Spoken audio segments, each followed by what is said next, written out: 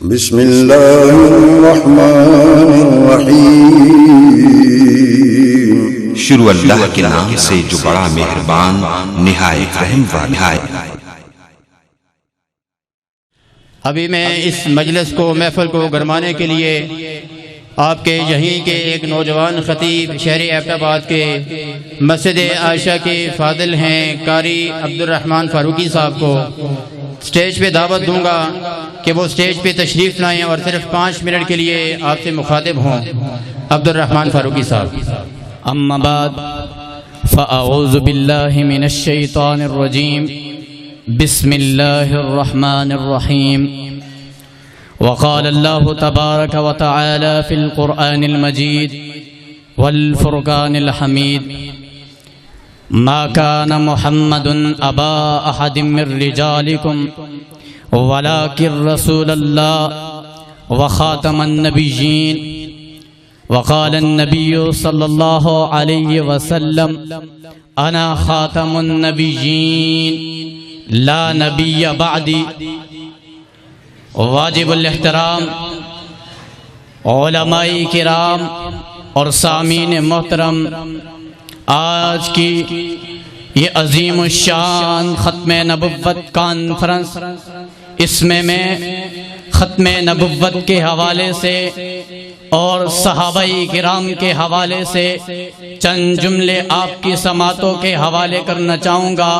تمام امت مسلمہ کا یہ متفق طور پر عقیدہ ہے، جو آقا علیہ الصلوۃ والسلام کو آخری نبی نہیں مانتا، آپ کو رسول نہیں مانتا، آپ کی رسالت کا انکار کرتا ہے، وہ انسان مسلم نہیں ہے، وہ کافر ہے۔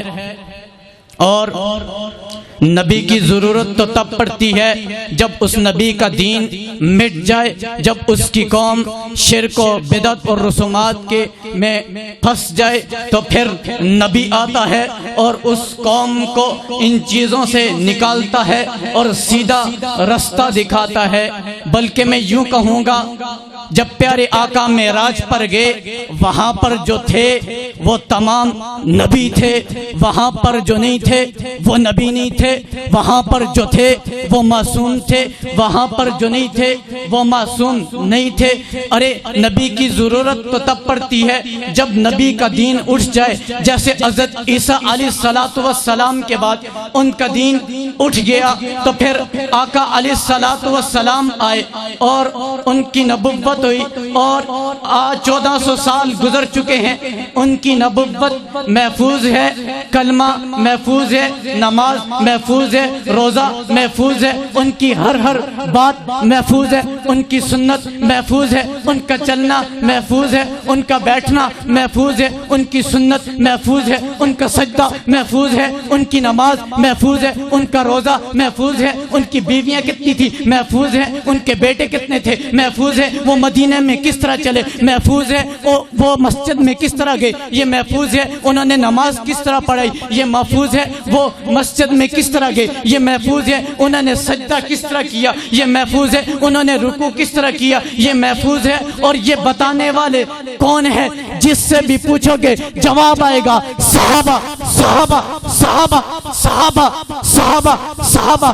آج والوں سے پوچھو، کل والوں سے پوچھو، بستی والوں سے پوچھو، گاؤں والوں سے پوچھو، پہاڑ والوں سے پوچھو، شہر والوں سے پوچھو، ندی والوں سے پوچھو، اور عرب والوں سے پوچھو، اجمیوں سے پوچھو، جس سے بھی پوچھو گے سوال کرنا تمہارا کام ہے، جواب دینا صحابہ کا کام ہے۔ ہر چیز کا تمہیں جواب صحابہ دیں گے۔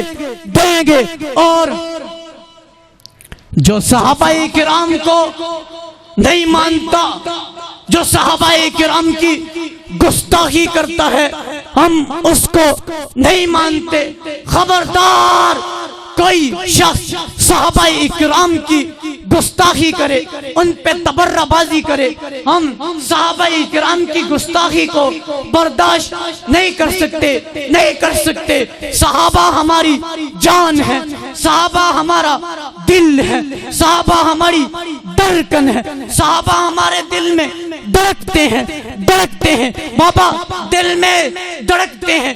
جو صحابہ کے خلاف بھونکے گا وہ زبان کھینچ دیں گے، جو ختم نبوت پہ ڈاکہ ڈالے گا اس کو بھی ہم کیفر کردار تک پہنچائیں گے.